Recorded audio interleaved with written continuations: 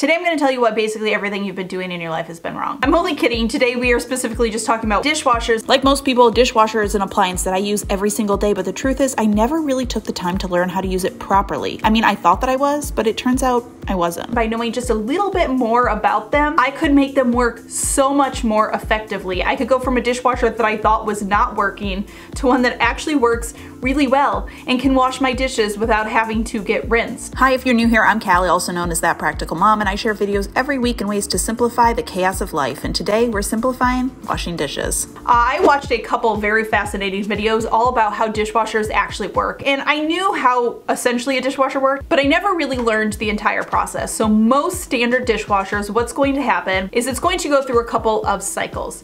Each cycle is it filling up with water, and then it has these arms. It's going to spin, it's going to shoot out water, it's going to spin that water around, and then eventually it's going to drain that water and then refill it up with some more water. Typically, what you're going to get is the first cycle is going to be your rinse cycle. This is going to be just water. The soap behind the little soap door is still kept safe and sound. This is the whole idea that you don't really need to be rinsing your dishes before you put them in the dishwasher because your dishwasher is already rinsing them. And I heard something the other day, like for every minute of rinsing that we use in our sink, we're using up a gallon of water, which is just sort of wasteful. Mother Earth thanks us for not rinsing. The next thing that's going to happen is somewhere in the next few cycles is the soap door is going to release and your soap is going to come out. And that soap can then mix in with the water in this cycle. And then again, obviously there's gonna be a final rinse where it's gonna do just water again. By just understanding that, we can understand why there are some functions on a dishwasher that there is. The first one is that's why there's a soap drawer.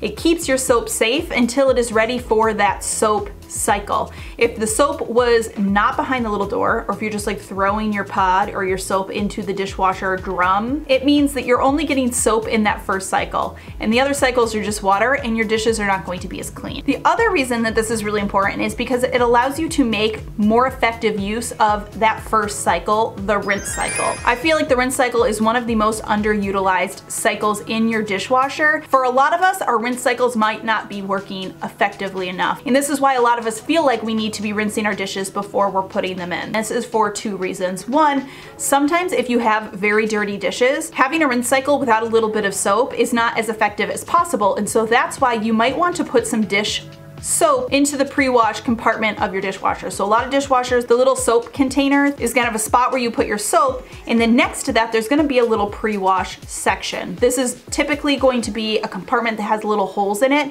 which is going to allow some of the soap to come out. If you are somebody who's a dish detergent pod user, you might want to get some liquid or powder dish soap to use in this pre-wash. And as a side note, I actually did a really deep dive on if the dishwasher pods are more effective than the dish powder or the liquid dish soap, and I have to say I have not found any compelling evidence that says that the pods are any more effective. They're just a little bit easier because they're like pre-measured for you. There's a good chance your dishes are not getting any more clean because you're using the pods.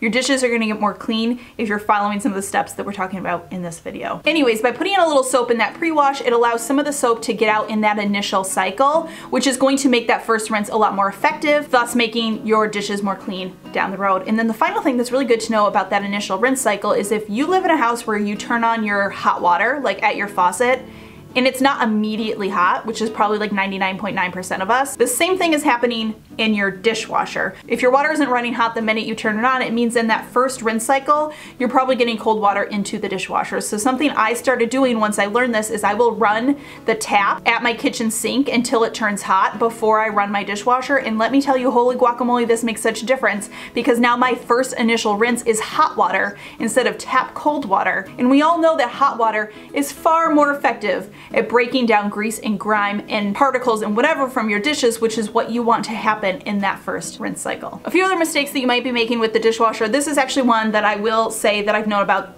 for a couple of years, but I was definitely in my 30s before I knew that my dishwasher had a little filter at the bottom of it and I was supposed to be cleaning that like every single month. So if you're just finding out now, don't feel bad, but there is a little filter. And if you haven't cleaned it in a while, it's probably pretty gross. I actively pull it out once a month and just give it a quick rinse down, and then I return it. You are going to get more effective cleaning, more efficient cleaning. If for some reason your dishwasher all of a sudden seems like it's not working, you might wanna be checking that filter. And last but not least, is there a proper way to put your dishes into the dishwasher? The answer is kind of yeah, there is. Every dishwasher is a little bit different. I would suggest taking a quick second and Googling your dishwasher's make and model and looking at the owner's manual because it will give you some tips and tricks on the best way to load that dishwasher. We actually just recently got a new dishwasher and I was like really struggling with the right way to load it. I could not figure it out, and finally I was like, Kallie, check the manual. I'm one of those people that hates to read manuals. I hate to read instructions, but I have learned from this experience that it is worth it to take a little time to learn about our appliances so that we are using them best. This is called aging maturely. I now read my owner's manuals. But at the end of the day, just understanding how our dishwasher works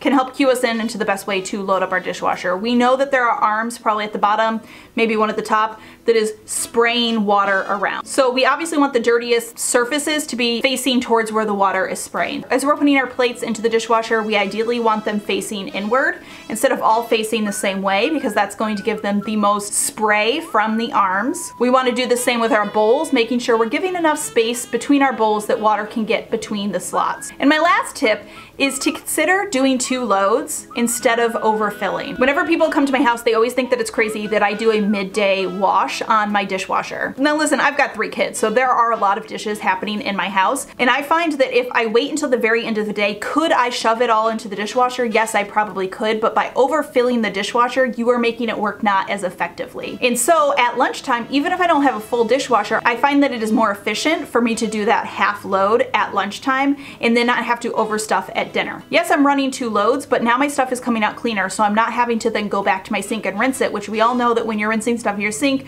you're using about 1 gallon a minute or something like that. So it actually saves water in the long run, and you might not know this, but a good majority of dishwashers have half load options. This is going to use even less water and be a slightly quicker cycle, so I will do a half load option if I haven't filled it all the way up at lunch, but this ensures that at dinner time or after dinner time, I'm not overfilling or overstuffing my dishwasher to the point where it can't work effectively enough. Whenever my mom comes to visit, she always takes great pride in how much she can fit into the dishwasher. She's always like, we have room, we have room. And I love that. I love that about you, Mom. I love the optimism. But I've actually just learned that it is more effective to do the half load instead of trying to have the victorious, I shoved everything into the dishwasher, because your dishwasher is just going to clean a lot better if it's not overstuffed. All right, my friends, that does it. Hopefully I taught you at least 1 or 2 things. At least 1 or 2, just small little things that maybe you didn't already know, so that you can stop cursing your dishwasher every morning and wondering why your plates are not clean. I like to think that I am not alone, that I was not the only one who didn't know these things about my appliances. As always, thank you so much for stopping by and watching. I hope you're having a fantastic day. Remember to be kind to yourself and to others, and I will see you all in my next video.